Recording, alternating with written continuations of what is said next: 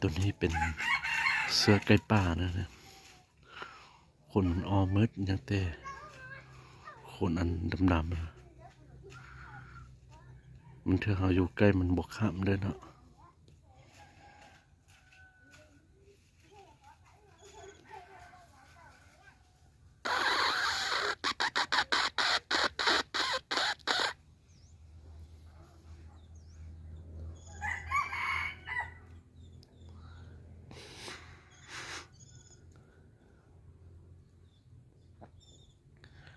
ตัวนี้เป็นเสือไก่ป่ามันบ่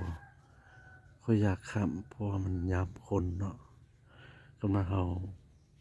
อยู่ไกลนิดนึงเขาบอกเห็นเราขาดได้นะอยู่เบื้องนี้ลองฟังดู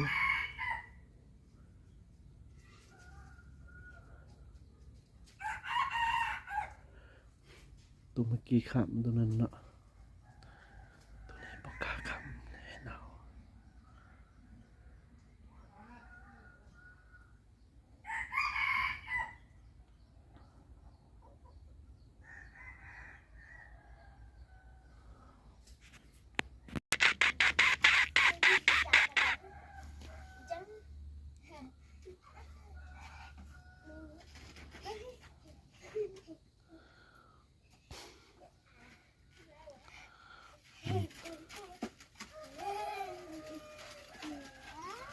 ไม่ย่านคนน่ะบอกค่อยข้ามแล้วเนาะ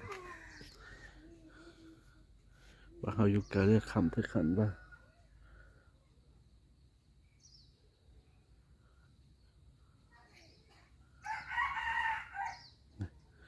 ลงฟังไอ้อันเบิ้งเนอครับไอ้น้อยเมื่อกี้นะเอาไปเลยบุกกล้าข้ามมันย่านคนโพดว่า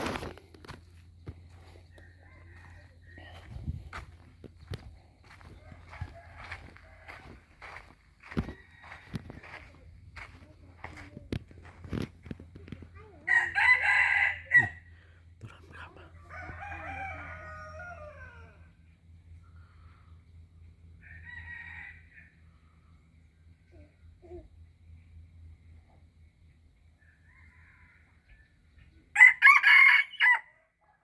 อันนี้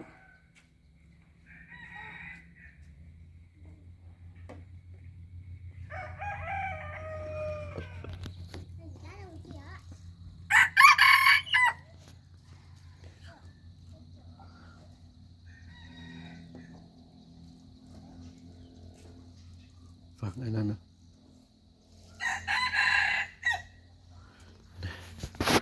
ตัวขับอันนั้นมันตัวนี่เด้ตัวเสื้อไก่ป่านี่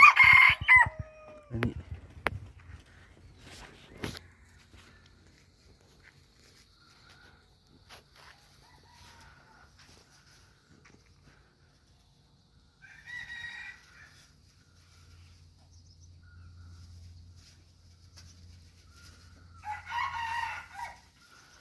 ตัวนั้นเป็นตัวเมื่อกี้เขาไปแค่นั้นตัวน้อยนั่นเนาะตัวนี้เสื้อไก่ป่าเรื่องงานนี่สุดยอดเลยเนี่ย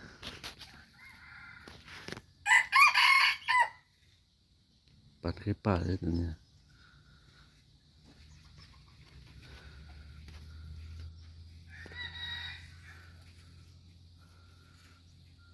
อยู่เครือมันบวขานนะนี่นะ